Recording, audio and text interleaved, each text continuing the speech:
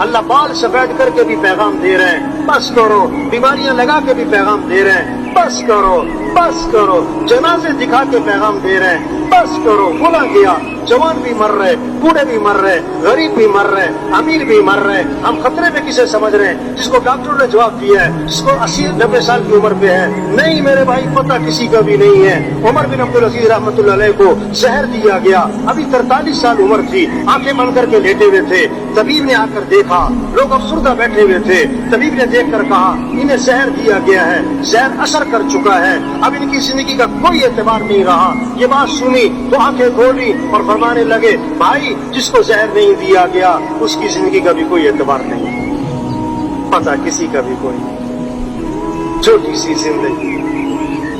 پتہ نہیں کب ختم ہو جائے گی، کام نہیں ختم ہوتے، آدمی کیا ہو جاتا ہے آدمی کیا ہو جاتا ہے بھائی